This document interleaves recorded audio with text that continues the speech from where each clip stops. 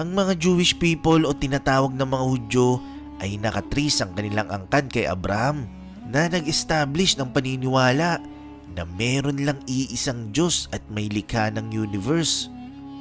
Si Abraham ay nagkaroon ng anak at isa nga rito si Isaac.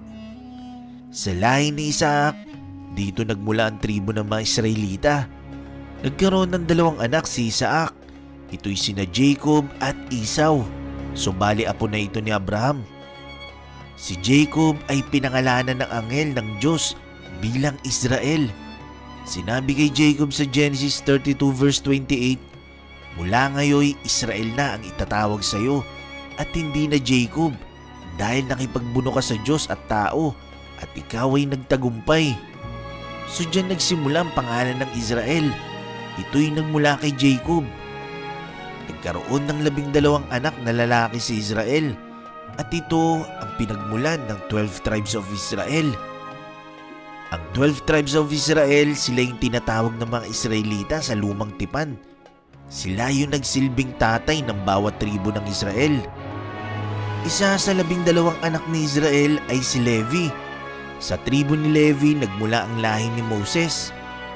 Nung pinangunahan ni Moses ang pag-alis ng mga Israelita sa Egypt para magtungo sa lupang pangako ng Diyos, bitbit ni Moses ang 12 tribo na ito. Actually, 40 days lang naman talaga dapat ang travel time patungong Promised Land. Dahil panahireklamo ng mga Israelita, kesyo mas okay pa raw sa Egypt dahil di sila nagugutom at nauuhaw dun. Ang 40 days ay naging 40 years. Imagine, nagpaikot-ikot lang sa ilang ang mga Israelita, kaya inabot sila ng 40 years. Ito pa problema, yung Promised Land na binigay sa kanila ng Diyos, meron nang nakatira na ibang tribo. Ito, yung mga Canaanites. Ang lugar kasi ng Canaan ang tinuturing na lupang pangakong ibinigay ng Diyos sa mga Israel. Siyempre ang argumento ng mga Israelita that time, amin tong lupa, binigay ng Diyos to sa amin kaso yung mga nakatira na doon, ayaw ibigay yung lupain. Siyempre para sa kanila, paano maiging inyo to? Bago lang kayo dumating, dito na kami nakatira. So matindi-tinding digmaan ang nangyari bago mapunta sa mga Israelita ang buong lupain. Sino ba ang mga Canaanites? Ang mga Canaanites na una nang nakatira sa Promised Land, sila yung lahi na pinagmulan ni Canaan. Si Canaan ay apo ni Noah kay Ham. Nagsimulang maukupan ng mga Israelita ang lupain nung nasakop na nila ito sa pangunguna ni Joshua. Hinati-hati ang bawat lupain at inukupan ng bawat tribo ng Israel. Dumating yung panahon na nagtalaga ng hari ang mga Israelita. At ito nga si Haring Saul na mula sa Lipi o tribo ni Benjamin. Pero kalaunan pinalitan nito ni Haring David na mula sa tribo ni Juda. Ginawang kapital ni Haring David ang Jerusalem. Dumating ang panahon ng kanyang anak na si Haring Solomon ay nagtayo rito ng templo na nilaan para sa Diyos. Ito nga yung tinatawag na First Temple. Sa panahon ng anak ni Haring Solomon na si Haring Rehoboam, nahati sa dalawang Israel. Si Haring Rehoboam ang namuno sa Southern Kingdom na tinawag na Kingdom of Judah. Habang sa Northern Kingdom naman, tinawag itong Kingdom of Israel sa pamumuno ni Haring Jeroboam. Ang Kingdom of Israel ay kinabibilangan ng 10 tribes, habang 2 tribo naman ang nasa South. Ito yung tribo ng Judah at Benjamin. Bagamat nasa teritoryo ng Benjamin ang Jerusalem, tinuturing pa rin itong sakop ng Judah. Lumipas ang panahon, iba't iba ang naging hari sa Northern Kingdom, ganun din sa South. Dumating yung panahon na namayagpag ang Assyrian Empire at sinakop nito ang buong Middle East. Kasama sa nasakop ang buong Northern Kingdom ng Israel. Sa madaling salita, ang 10 tribes ay na-wipe out sa kasaysayan at nabura sa mapa. Mula noon, hindi na ito na-trace pa. Kaya ang 10 tribo sa North ay tinaguriang The Lost Tribes of Israel. Tanging ang Kingdom of Judah na lamang ang natira at hindi talaga ito nagpatalo at nagpatinag sa malaking imperyo ng Assyrian. Take note, ang Kingdom of Judah ay kinabibilangan lang ng 2 tribo. Ito nga yung Benjamin at Judah.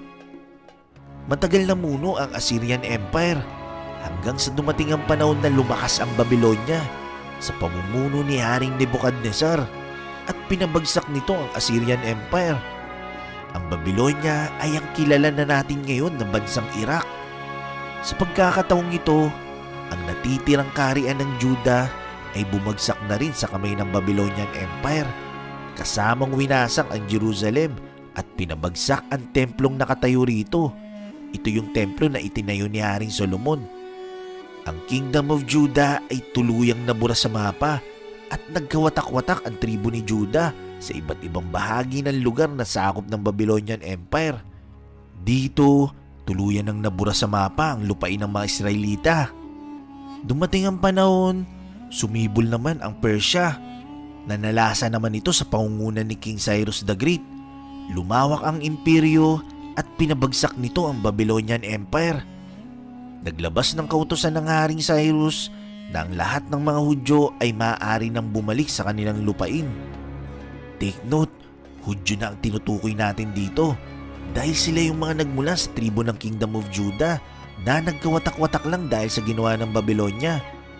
Ibig sabihin, ang mga Hudyo ay nagmula lamang sa isang tribo ng mga Israelita. Ito nga ang tribo ni Judah na pang-apat na anak ni Jacob o Israel. Kaya nga sa panahon natin ngayon, ang reliyon nila ay tinatawag na Judaism at ang tawag sa kanila ay mga Jews o mga Hudyo dahil galing nga ito sa tribes of Judah. So nakabalik ang mga Hudyo sa kanilang lupain at sinubukang itayong muli ang Jerusalem. Ang dating kaharian ng Judah ay tinawag na ngayong Judea. Bagamat nakabalik sila sa lupain, itinuturing pa rin ito na lupain ng Persia.